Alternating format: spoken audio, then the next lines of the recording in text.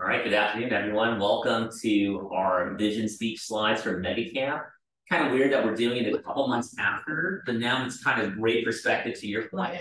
Yeah. And so one of the takeaways from anytime Gary or you're hearing a financial expert or just somebody out in their field kind of giving you a story based on stats, based on the slides that they present, what it is exactly that. It's storytelling.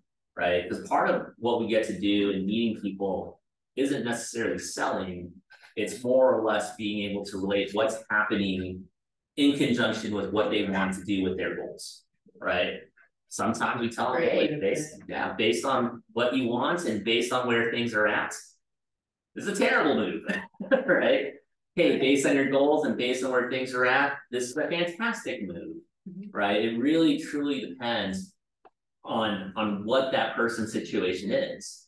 I have a close friend who every time we talk recently, very like anti, oh my gosh, the world is falling apart. And I challenged him by saying, hey, Google search like the economic cycles and find a graph that shows like all this doom and gloom. And you'll see that anytime the market, real estate or otherwise, reacted to a world event, something greater came on the other end of it, right? I challenge everyone to give that a run and see. Yeah. And so you look at it like, oh, we're on the brink of World War III and gas is $8 and interest rates are 8% and all this stuff is happening. And it's like, okay, on the other side of it, if you listen to Goldman Sachs, for example, Maybe Putin will get in the car. Plane crash. who knows? All this stuff going on, right? And in that thread, that same vein, whatever it is that causes that, there's always a game changer. Yeah. We never know what it is. It's always a surprise. Exactly. And now the better we get at relaying that story to the rest of the world, our world, we don't have to like tailor it for everybody.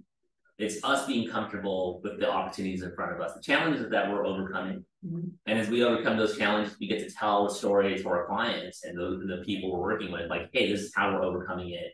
Not just for other clients, but for ourselves. Right. And in relation to your goals, this is how we can close that gap. Right. So we're going to go through these slides here as we get into it. I'm like trying to control it here when this mouse does nothing. It's actually all over here. Market update 2023, US economy. One of the first things that Gary was going over, and you guys can actually watch his entire vision speech on YouTube, right? One of the takeaways here is that they're just showing the gross domestic product year over year. And if you notice here, the few years that we had actual, drop was during our COVID year, the start of COVID. We had an economic boom during COVID, and a lot of that could be attributed to the money that was put into our currency. Now, I want you guys to think about this. The challenges that come from one economic cycle fuel the solutions of the next economic cycle. And the cause for the big boom in one economic cycle causes the collapse in the next economic cycle. Now, what does that mean? If we go back further enough to 2000, 99, 2000, right here where it started to decline and we saw the full drop in 01, part of that was dot-com bust, 9/11, a lot of things happening. We see here the in 2009, you start seeing the Great Recession. And what fueled the Great Recession were not low interest rates, interest-only loans, right? Among other things, predatory loans, everyone got a house, home ownership went through the roof. And the same solution it caused the problem. Now, when it comes to the problem, the same problems that we learned from, we made it harder to finance deals. We made it easier to gain property, right? So at the same time, we created protection for homeowners, and that protection with cheapening the money in order to prevent us from going into an economic collapse caused all of us to be in a great position, right? If we own our home, if we have one home or multiple homes, right? It caused us to be in a great space to where interest rates are low, values are high. Why do I need to move when I'm good where I'm at? Yeah, right. And that in and of itself has created a problem, a housing crisis, right? We haven't built enough homes, all this stuff. So we're going to go through that. So GDP, you actually see that we're projected to kind of be on par with that. When they break it down to a quarter, you see this is where they were talking about, well, we should be in a recession because of the back-to-back quarters at negative numbers. So part of the recession would be unemployment, companies filing bankruptcy, a variety of different things that just were not in the mix. So we technically, kind of avoided a major challenge there by not having one, simply because the economy is a much more greater strength. Now, at the time of this production, they were sharing the recession probability, and it's actually gone down to less than 20%. So one of the things here when this was presented at the early half of the year, we were expecting some sort of recession. Now that interest rates are up, and interest rates being up doesn't affect necessarily just real estate. The whole point of interest rates going up is really to prevent corporations from overspending, right? Spending too much money. The focus is like, hey, where can we budget? Where can we retract some of that money such that, hey, we're not spending money recklessly, right? That's where the layoffs come in. That's where optimization comes in. That comes into like, hey, how are we investing this money? So corporations have become very frugal, obviously on a larger scale, right? But now that number has decreased by a lot. I mean, if you're on Goldman Sachs, you're talking 15% likelihood of a recession, right? So we went from almost 75%, like, oh my God, brace for it, to right, to like, oh, it's a soft landing, it looks like we'll be fine. And remember this piece, as we're going back and forth here, because this will help bring perspective to some of the things that we're covering. This is a consumer sentiment. It's actually has declined, and that, in fact, the last couple of things I've read on and research, it's about the same. So the experts are like, oh, hey, we're going to avoid a recession. And the rest of us paying $7 and $8 for gas are like, no, we're feeling the hit. Yeah. We're feeling that this sucks, right? I will say Chipotle bowl only costs $9. No guacamole though. Like so only. only. Only, I think was it like $5 or something? That's sick. You just don't get sick. Oh, I don't know about that, but this is something we shared earlier about unemployment. Unemployment numbers are fairly low. In fact, there's multiple job openings, which you'll see on the next slide. But that's part of the reason why we haven't felt an actual recession, is that people are working, right? So we're not in the space where we're like, oh my gosh, everyone's unemployed. It's a very small amount of the population, and not to mention you've got rideshare, you've got delivery businesses, and all sorts of different things you can do. It's really been able to keep a lot of people afloat. I know someone who's making $5,000 a month doing Uber Eats. Believe it or not. Yeah, it's wow. Like, how many deliveries he make? Yeah, he drops off his kids at school, and then next thing you know, he's just like on the app in Santa Clarita. That's full time. Yeah. So he's making it work for himself. Yeah. So unemployment numbers still staying relatively low. Again, even with the tightening of money, there's still a high demand for labor and work. My son is like, man, can I just get a job right now? Because I can do what they do, all that fun stuff. But I bring up that joke because it's strong, right? There's a lot of work going on. Just people are a little fearful about spending the money that we're bringing in, type of thing. And this is here the job openings. You see the job openings tick up incredibly high here. Job openings in the millions, unemployed people. So we have more jobs available than we have people who are unemployed. So it's literally, it may not be the job you want, but the job is out there 2 to 1, or almost. But I was reading that corporations were offering way more money for positions. Now they're going back to offering less. I don't know what they're basing that on. Yeah, I mean, you go, they just passed a law here. I mean, if you're a corporate restaurant, your minimum wage is now $20 an hour. So you're going into like McDonald's, when once upon a time it was $5 an hour or $4 an hour. Now it's 20, right?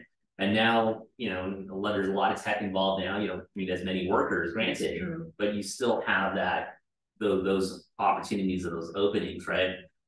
Inflation. Now, this is a very important slide. So for anyone who just kind of jumped on with us, the reason why we go over these slides isn't so that, hey, awesome, things are good. It's to be able to tell a story to people, right? Like, oh God, it's so negative. I don't know. I'm gonna just wait until like everything's better. Well, how do you know things are better, right? How do you know when you're at the absolute bottom? You don't.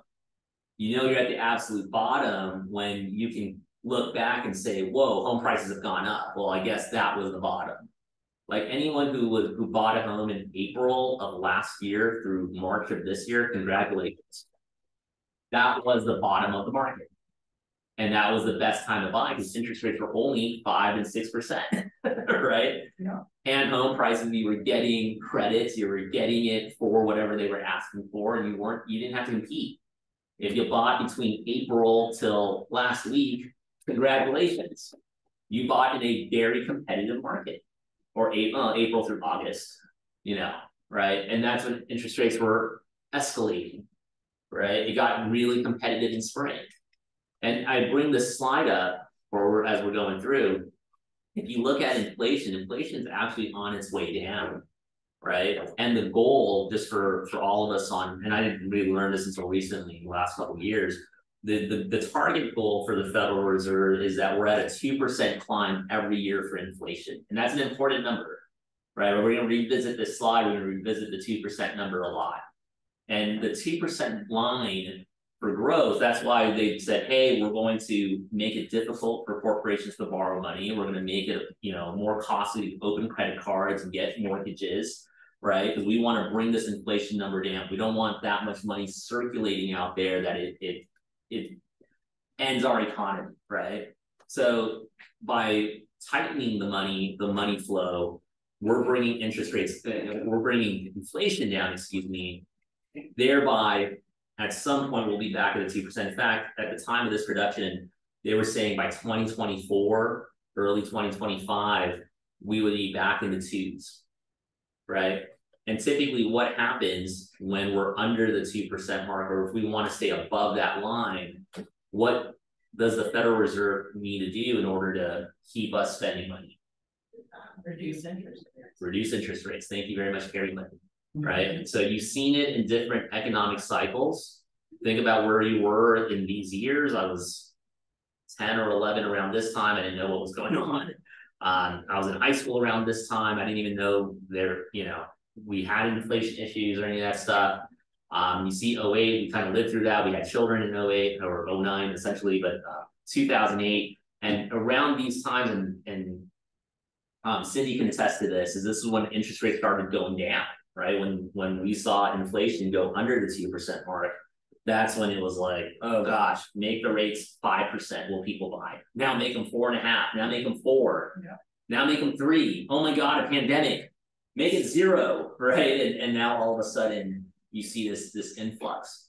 So that same solution, as we talked about earlier, those same solutions to our challenges then now cause the problem. The problem, quote unquote, if you want to call it problem, is inflation. I call it opportunity. We think of it as opportunity, right? And where's the opportunity in this? It's understanding. And it's creating confidence in a world of minds, people's minds, that, hey, there is a light at the end of the tunnel. If you're able to establish yourself in someone's mind as that person, that resource, that go-to to help them accomplish their goals, when times are good and it's like life is happening in a different sense, they're going to go to you and you're going to be that one that is then able to lead them down that path, right? The amount of people who I met when I got into real estate in 2014, and I would ask the sellers, like I would go to these brokerage stores, sometimes the seller was there, I would show homes and sometimes the sellers were there, and I'd ask them, like, you just don't mind me asking, why did you pick Raven Easton up? And this is someone from our office, I'm at a brokerage store or showing their home or whatever. And they said, a couple of years ago, we were about to lose everything. We were about to lose this house. We were in the middle of losing everything but this house. And it was Randy who helped us keep this home. He made no money helping them, stave off eviction or foreclosure or short sale or any of that stuff. Probably made nothing, right? Or maybe she made a couple $100. When they were ready to move on to their next stage in life, wherever life was taking them, There was nobody else that they were going to go to but me, right? And that numerous stories of people who were somewhere here, 2008, 9, 10, 11, losing it all. And there was somebody in their lives that said, hold the line. It's going to get better. How? Just watch. I'm learning it with you, right? Or whatever that experience was. Us holding the line is, hey, I haven't been around 100 years, though I'm studying, I'm learning, this is what I learned. Inflation's on its way down based on interest rates keeping the flow of money tight so that inflation can come down. And if you have a better way of explaining that, by all means, use it your way, your story. But this is the light at the end of the tunnel. This is part of the light at the end of the tunnel. Now, how does that relate to a seller? That might be for those who are just hanging on and thinking, I don't know. Again, you got to relate it to their goal. You got to find out what's their why. If you were to, so this is a real basic Mike Ferry, Tom Ferry script. That if you were to move, where would Mike be taking you next? Where would you want to move to next? Right? And this again is part of that light. Inflation on a monthly base, again, it's on its way down, whether it be including energy and food or excluding energy and food. It is going in a different direction. This was just a Google search of people searching up inflation, right? Always there's keywords that kind of pop up. This is one of them. Inflation items with falling prices. This was interesting because health insurance of all the things was one of those items that's on its way down. I feel like, my God, we pay so much for insurance. It's ridiculous. Public transportation has gotten cheaper, car and truck rentals, all the way down to household equipment. Used cars and trucks, not true. Right. Well, okay. Yeah, now it's gone up because of the strikes and all that stuff. But when you look at these are the items at the time of the production, right? Gotcha. Now look at what's fastest rising prices: motor vehicle insurance, maintenance and repairs, leased cars and trucks, pet services, which I was like not even a thing until recently. Pets and pet products. You're going into housekeeping supplies. I thought this was interesting. Rent of shelter. So renting has gone up 7.9%, right? The cost of renting. And this is a perspective to share. It's not the end all be all, like, hey, you're dumping out and losing money every month. But the idea of understanding where the most of our money is going to. Because if you look at all of these items here, all of these items here wouldn't be considered debt to income ratio. This would just be your lifestyle, right? If you go back up, maybe all this is lifestyle. So all the costs here and all these items that are falling down, these are all cost of living items or cost of lifestyle. Inflation, same items, right? So these are real things that we're all personally. Oh, except rent. Yeah, but rent. That's not included in their buying. That's right. Right. Yeah. So rent of shelter. So that gets replaced by the mortgage granted. Right. But even then, 8% increase or 7.9% increase. Right. So this is the real estate industry as a whole. Canada, they only gave one slide. It's kind of what it is. But if you go into our home sales, this is for the US. Our projected number this year is 4.3 million. Now we're going to spend some time and we're going to dive deep into this because I think this is where perspective is going to be the key for all of us. And I'm going to pepper in some things that they didn't talk about that they talk about in the book Shift, right? So one of the items here is that our projected numbers, and we're actually on pace for this number. There was a lot of doom and gloom the year before this, that 23 in 22, they were saying in 23 we'd do like 3.9 million sales or under. Here they're talking about 4.3. And these are single houses, right? So this is essentially two sides. So if you see the 4.3 number, that means there was 8.6 million sides, a buyer and a seller, right? So two sides of the commission there. In 22, we did 5 million. In 21, we did 6.1 million. And the other numbers that we had, the lowest was 2008, 9, or if you see the trend here, 7 was 5, and then we declined in 7, 8, 9, 10, and 11 were kind of the 4 years where we had the fewest amount of sales. prior to 96 and before that, right? And you see some of our highs here, 2005, boom, for anyone that was lending and selling real estate at the time. I should have bought some homes, looking back.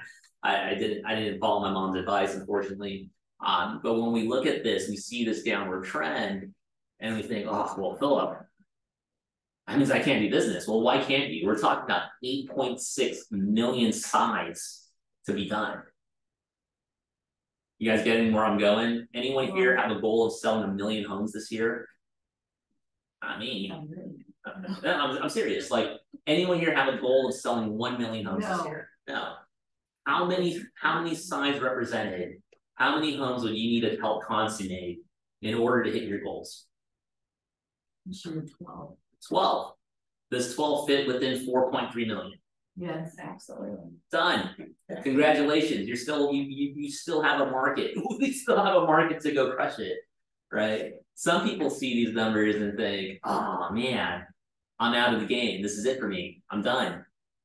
Others are like, cool, my goal's 31. Okay. We're about to be at 13 and we're almost halfway there. Let's keep going. Plenty of time, plenty of room, plenty of ways to definitely work it. And look, I'm not really checking the slide, but does anybody have questions or anything like that? Maureen, Ed, Edward, Josh, Tamara, Betty, Mon, Big, Mon, good to see you guys. Any questions from the team there?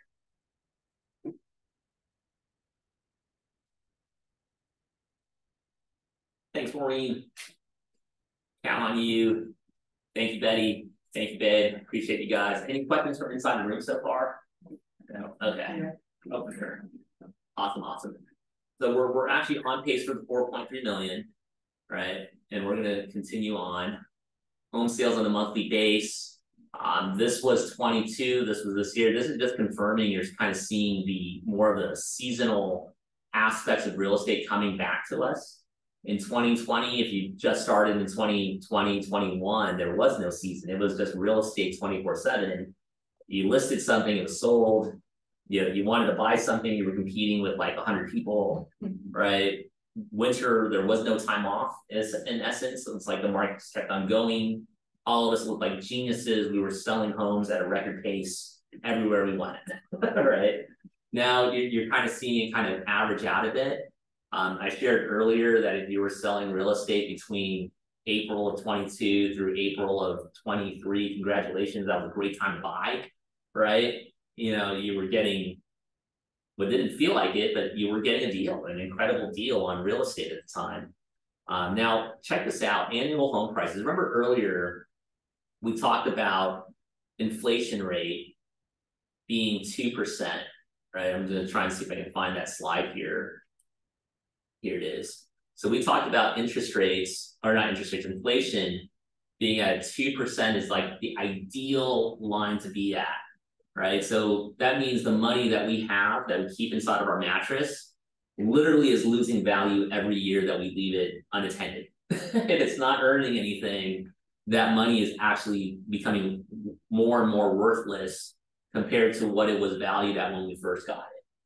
Right. So if I have $10,000 at home in cash, which I don't have, so, but if I did, it would literally be losing value in comparison to the market of the moment. Right. So then when we go back and we take a look at this slide, home prices annually from 1990 all the way to current, real estate averages a 4% return year over year. Some years is it higher, some years is it under that number? Absolutely.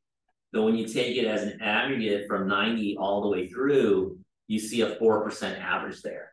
Now, are we above that trend? Yeah, nationally, we're above that trend. Now you have to look at it locally too, because in California, we have a unique situation. Our taxes are locked. So we buy a property, we see an increase in property tax at 1 to 3% a year, right? We're not seeing a reassessment of our homes in a tremendous way unless we refinance, we swap ownership, or we sell it, right? Then we get that reassessment. So one would argue with our limited amount of home construction, limited amount of land, the amount of people flooding into California, and the numbers say more people are leaving California, yes, but more people are coming to the valleys. You know, you got to look at it from a micro level, and you can't compare Los Angeles to San Francisco. They're two different animals, right? No. You know, so you kind of have to still take what you see on a macro scale, and you've got to dial it in to where you live or where you market or who you're talking to, right? So one would challenge me in a good way and say, well, Philip, that's not true. It's not 4%. Because my home is like tripled in that time, you know, so it's a lot more over 20 years. And I said, you're right. Oh, by the way, I remodeled. Yeah, exactly. Yeah, they'll fight you on it, which is good, which is what you want. You want engagement, right? So if someone challenges you on the idea, don't take it personally. Take it as, oh, cool, I got a client for life, right? Because you're right. If you look at it here locally, it may be 6%, 8%. And if you take a smaller amount of years, yeah, it's like 30%, right? So it's kind of the minimum long-term trend is 4%. Right. You know, and some areas are just way more. That's And right. that, by the way, is what the actuaries use as their, when they're projecting out like a reverse mortgage or whatever. So obviously, that's a pretty reliable number.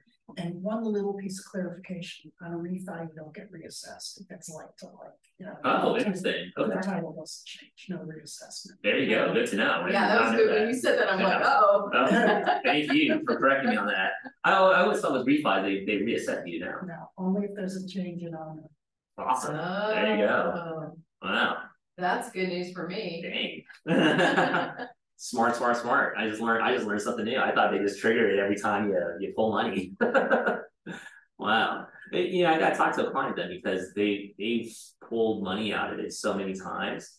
Their tax assessment is at $1,050,000, and I thought, oh, that's weird. You know, I thought that was just what needed to be done. I mean, if you ever run into something like that, we can pull up a property profile and look at it. It would be worth looking at because Wow. I mean they make mistakes too. Yeah. Okay.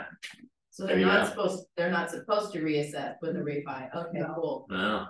That's But a if huge they help. put it in their LLC or did something like that, then Yeah, that's different. that could very. What about well- trust?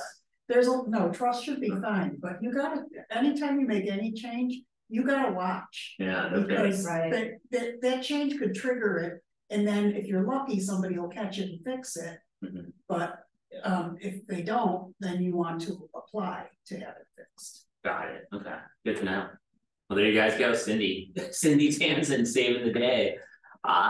So again, bringing this back to what Cindy's saying about this 4% line.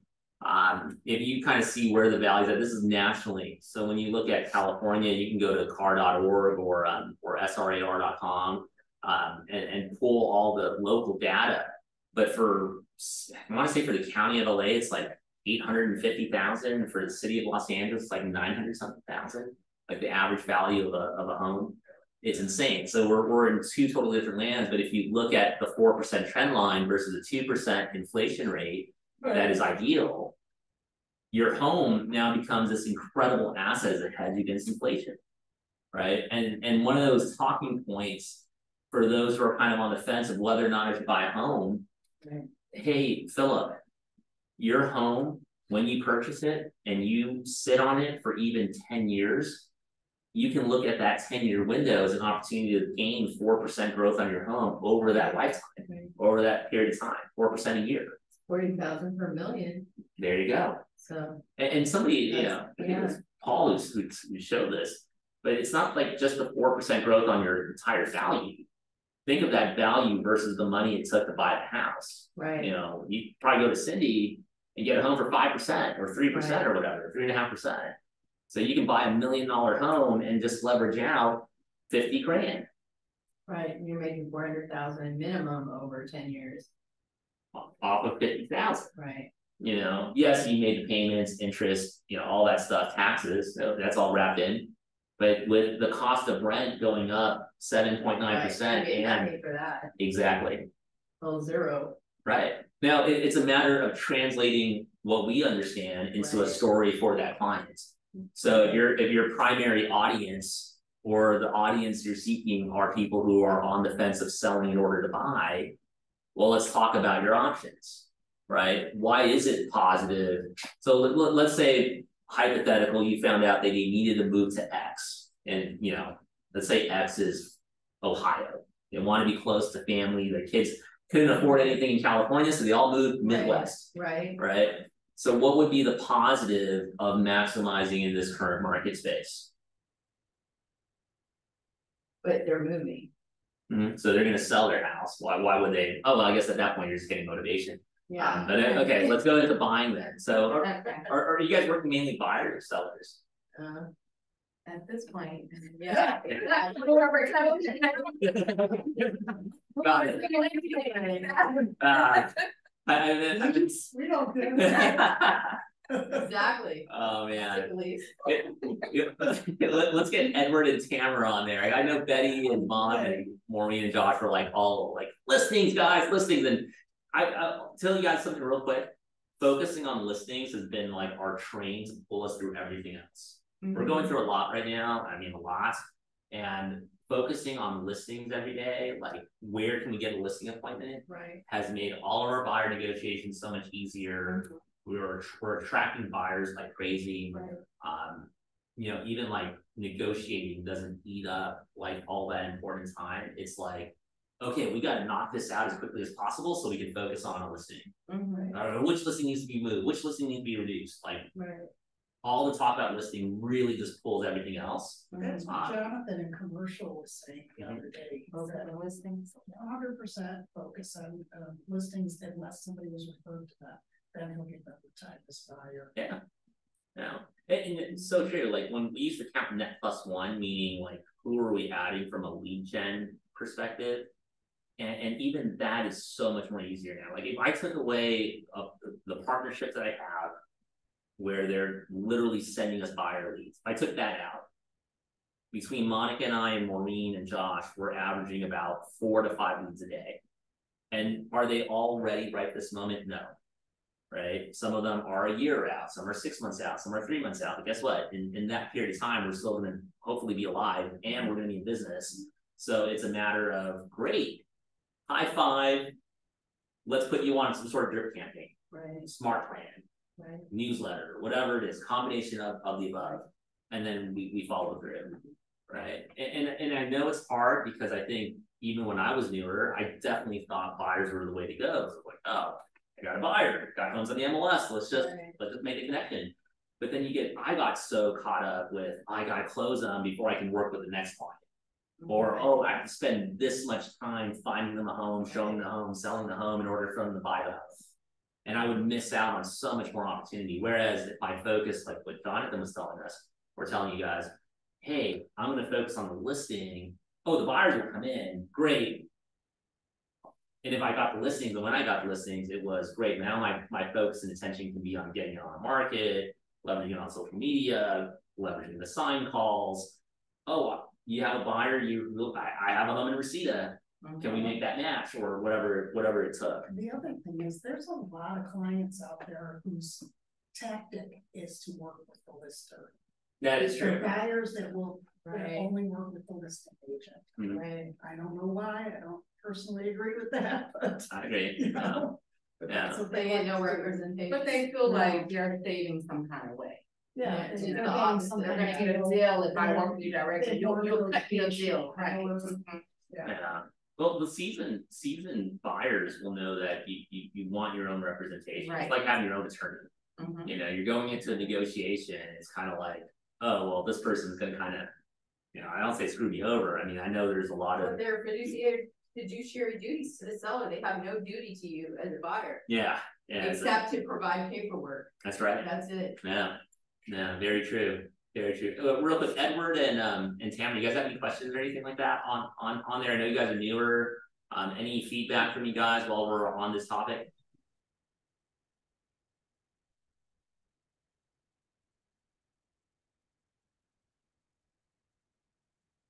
Cool.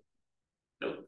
Awesome. I once heard a brutal thing from someone, Thank you, Tamara. a real estate expert, who said, if you don't have any listings, you're not in business. Yeah. Kind of hurt my because I'm like, that's a bit. Yeah, that one's a bit rough. It's rough. Now here real quick is home prices.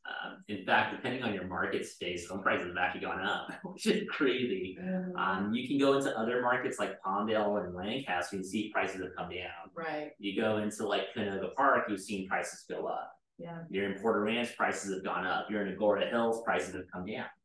Right? You got to know the market space that you want to be in tune with. And or if you're just in tune with your clients and you become quote unquote the expert for that time in that area. Yeah, I was never really an expert with Westlake Village or Agora Hills until we met a family that's all about that area. So now we know First Neighborhood, we know Morrison Ranch, we know Morrison Estates, we know the differences, we know the floor plans. Expert anywhere.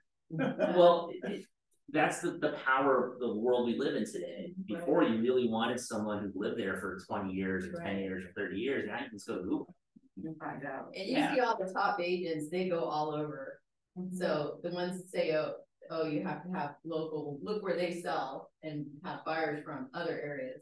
That's true. Yeah. So I will say, if you guys ever run into David Salmonson, shout out to David. Never, I see his picture in every grocery store, but that too. But he's very loyal. B, he's also hyper focused. Like he'll, true to his word, refer things out if it's east of Balboa, he feels like it's better off referring it out than it is handling himself. And like clockwork, oh yeah, on the school gates, yeah, every school has them. To Betty's point, every grocery store and everywhere. But with David, like clockwork, you'll do 30 to 35 deals a year in our West Valley to Calabasas price points, Agora price points. So you reverse engineer 35 deals at $1 million plus, you're at nearly 40 million, right? And without epic drive time, and he lives life on his terms. He lives like right in the lake that's off of Roscoe, that little gated community. He's a super cool dude, and he understands where he wants to put his focus. And like Maureen reminded me yesterday, what you focus on expands, like bold law. So we focus on listings. We're going to get more listings. You're going to focus on a specific neighborhood, you'll get more in that specific neighborhood. You focus on your sphere, you'll get more of that presence and influence. And I'm with you because our sphere brings us to like some crazy places.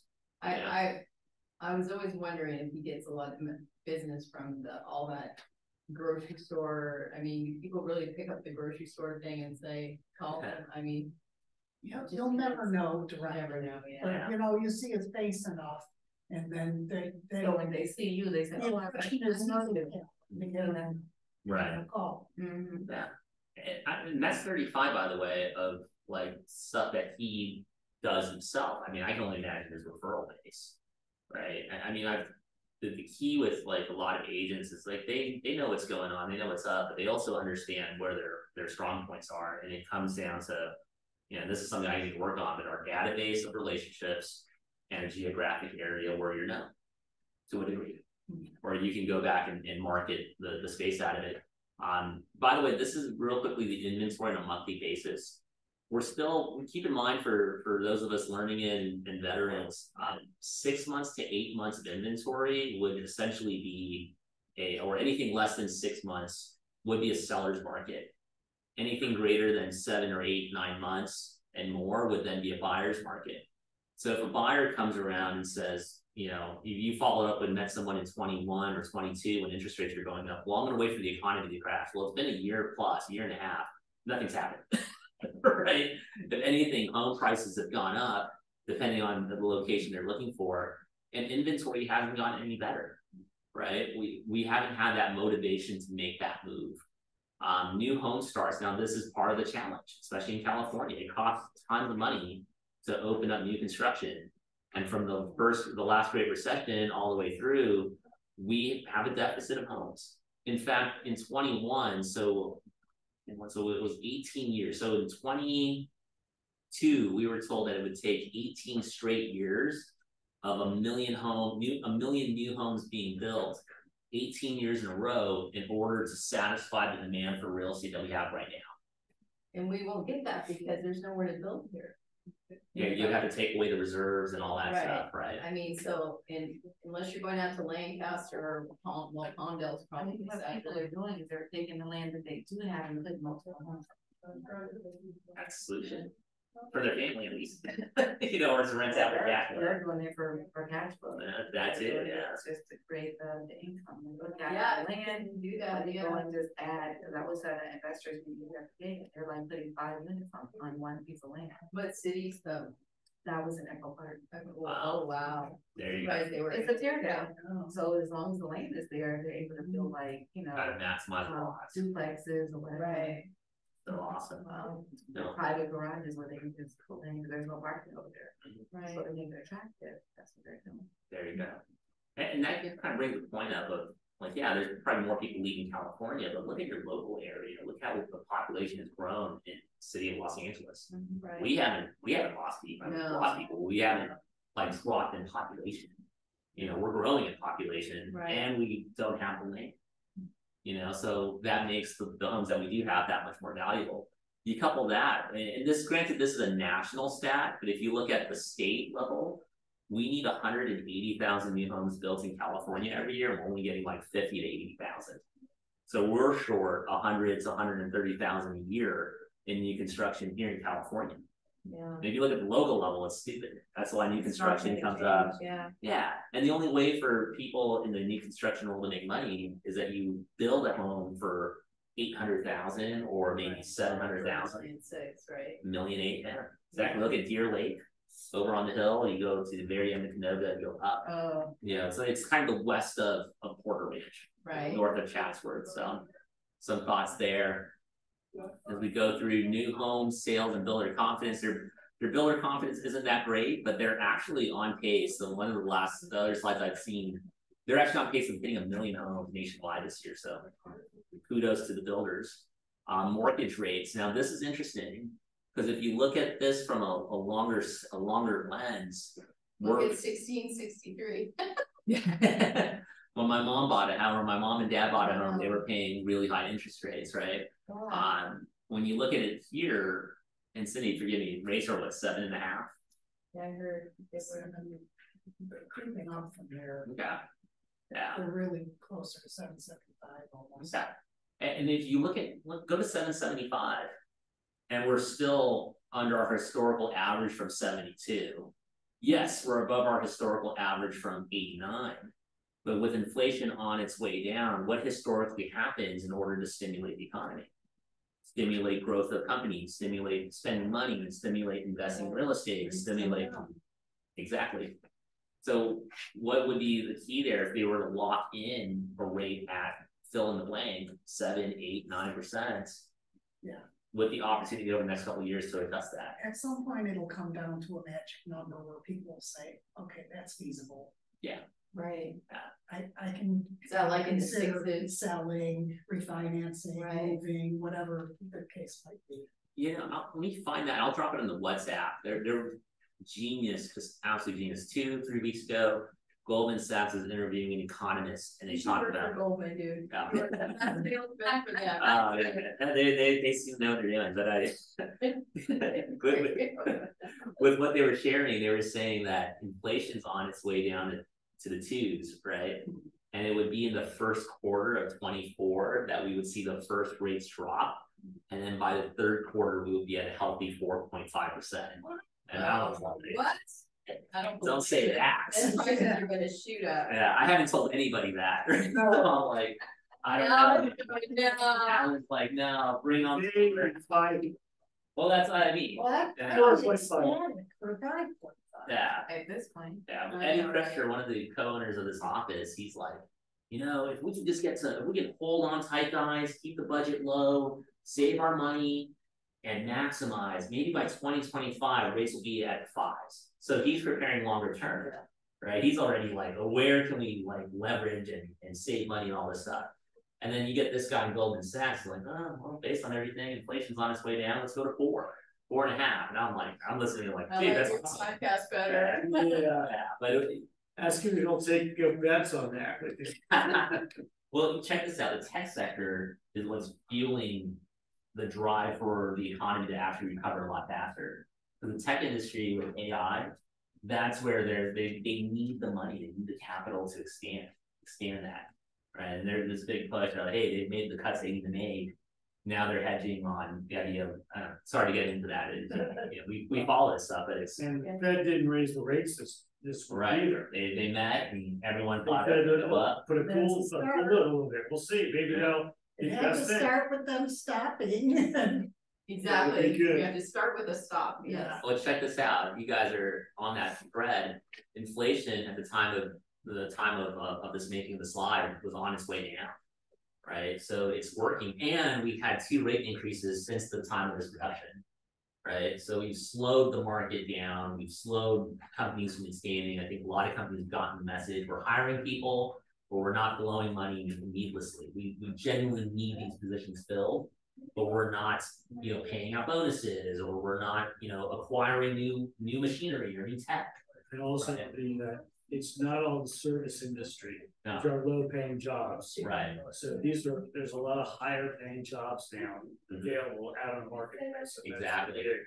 Yeah. Like we could take our talents, go to LinkedIn. I mean, it's probably not going to pay us what we would just make, selling real estate, but we could go out there and get an $80,000, $100,000 a year job simply because of the stuff we know, right? And I mean, we can market ourselves out there for those type of positions. Where is that? Probably making $1 million a year. I feel like Where is that? that was hilarious. Your assistant. Oh, Max is unique. But this is again for perspective use. Again, it was one of those things where last year it was awesome to be making that percentage wise on your rates. Real quick, mortgage rates monthly. This was the escalating number. We know where that went. 7.75. Thank you, Cindy. Right. Affordability is on its way up, down, sideways. I mean, here I in think it's on the way down. yeah, here in LA County, it's like 12%. So that's way beneath the line that you'd want to see for affordability. Mortgage universe. So we've got about 13 minutes left. So this is very interesting. When you look at all the mortgages, 89% of mortgages have rates of 5% or less. And the opportunity from this slide is what kind of questions could I be asking people such that by asking them would get a deeper sense of motivation from them, right? A burning desire to move. You got to really find those push buttons. Right, that's right? true. It's the buyer question really important. And in this case, it would be for the sellers, because the sellers are the I'm in the ones sellers. that, my mom is sitting on a 1% mortgage. Oh, wow, she's never gonna move. No, well, he was just passing out to my brother. My point is, if she were to if my brother were to figure stuff out, it's 1%. That's crazy. 15-year notes, 1%. Wow. Yeah, or I should say 12 years remaining of the 15-year note, all that Oh stuff. my god. Or however many. She got it right before, so she must have only 11 years left at 1%. Wow. Wow, I've never even heard of that. I got 2.65, but yeah, it's like nothing. But my point in bringing that up is that for her, a single floor home, you really got to find the motivation there. And if there isn't any motivation, it's not game over. Right. It's how do I establish a relationship with her, because then she knows all the other people who may not be in that same situation. Right. I Or when will life tell you happens. something to watch for that is going to be a big motivator for people. I firmly believe this. It's going to be that mounting consumer debt. So they're going to be putting on HELOCs, and they're going to be getting credit card balances and stuff, and they're going to need that equity to pay it off, whether it be through a sale or a refi. And that's something that they don't talk about in these slides. So I'm glad you brought that up. Because one of those that's where the relationship comes into play. Like, do we end at the first no? Okay, I'm talking to people, door knocking, calling, at an event, however we do our stuff, and someone tells me, well, I'm never gonna move, my interest is 1%. Oh, awesome, very cool. Well, if you were to move, where would you be moving to next? Well, I wouldn't sell. No, you didn't have to sell, you just wanted to get another house. Where would you be moving to next? Yeah, keep it. Keep the house. Good for you. Where would you be moving to next, right? And then that's where the rented conversation comes up. That comes into, they might open up and say, well, I would like to move closer to my family. Florida. Wherever, right? Yeah. In fact, we have a client who moved to Florida, so and they kept their house here and rented it out, right? So you're establishing more and more of the mind space. Remember the game when MREA isn't about selling homes, it's about the mind share being top of mind in people's heads when they think about real estate. So they're not going to think about us all the time. But the moment I need to move out of Agora, I'm going to think of Terry Lynn. Right? That's the game. Right. Well, you get the point, right? Yeah. Or Jasmine, if you're on here, she's all about relocation. So when someone thinks relocation, they're thinking Jasmine. For sure. Right. That's kind of the focus. Or, hey, I've got someone in Hollywood who needs to move. You know, I'm going to go to Nicole, right? Sports entertainment, whatever that space is that you occupy, you want to occupy that real estate is the most important. One other one that you need to keep an eye out for is the aging population, because I love my house. I have a great cheap mortgage, but someday my kids are going to have kids, and I would love to ideally live in the ADU of their home, wherever it may be. Yeah. So I can help them. Where they look. I'm trying to talk my daughter into that. I mean, it's the LA version of Big Fat Greek Wedding, right? That's right. That's my dream. Yeah. Now we're just building a house next to our too, don't lie. Our gift is your house. And I'm gonna live in the ADU. Yeah. I'm gonna live in your basement. Yeah. Outside. Remember earlier we talked about the amount of real estate sides or sales that were going to be done. So if you look at it, every time there was a contraction, there was fewer agents in the market. So when the market size dropped, all of a sudden you would see an increase in the amount of deals done because there was realtors who just washed out of business or who decided not to renew their license. And from the start of the year, don't quote me on this, I was told that 75,000 agents haven't renewed year to date. Right, year over year. So that's a lot of people who are no longer doing real estate, right? So even though the deals might contract, we talked about your goals still fit within the number of overall sales being done. And number two, there's now fewer agents to actually compete with, right? We saw an influx of agents, including me and a lot of people in this office who joined somewhere between 13 to present, right? And a lot of us, we found our home here. We found the space that we want to work from. Now, what we're seeing are agents who decided, hey, this isn't for me, right? So it'll be interesting to see when the new stats come out, how many agents there were that left the business and how much more business was done. But we kind of got a feel of that. Was it in July or something? Or maybe July, I think Stephanie shared that only 8% of agents had done 4 deals or more up until halfway through the year, which is crazy to think about. Right? Only less than 10%, 8% of us. Crazy.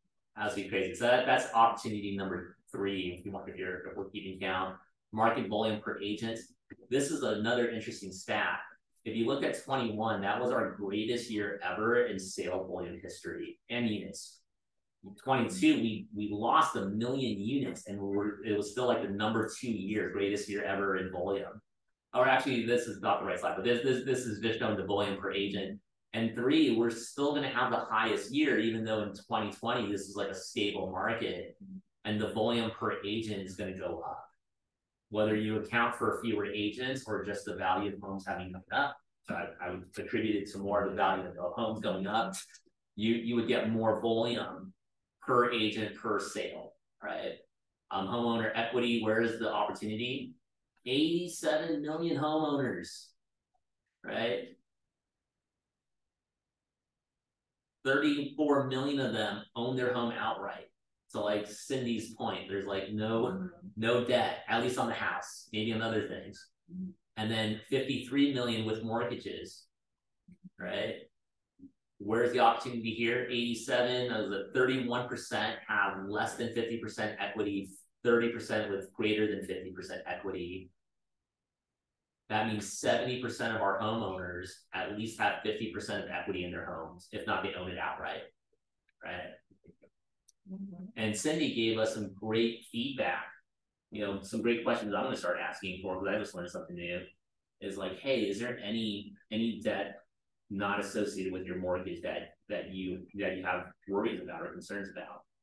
Right. I'm going to see how I can flip that, because I do talk to lenders all the time. Like, oh, thank God for HELOCs for keeping me afloat. Like, oh, interesting. Like, your own HELOC? No, me doing them. I'm like, oh, well, how many have you done? 50. Like, whoa, holy crap, that's a lot, right? Or whatever they tell me, 10, 15, 20, 30. Somebody did tell me 50. And if there's 50 HELOCs, that means they have 50 current / past clients. That could be a time bomb for them. Yeah. Right. I have a client, been working with them forever, feels like forever, but his concern isn't, his first mortgage. First mortgage is great. The second, his HELOC is $150,000 at 8%. So that was the game he got in. And there you go. There's the cost. Yeah, it is a good deal. You're right. not a bad situation. We've got a few minutes, guys. I'd love to hear some questions, Q&A type of thing, and anything from the team in terms of feedback or anything that we can help cover or answer while we're all here together. No, it was awesome.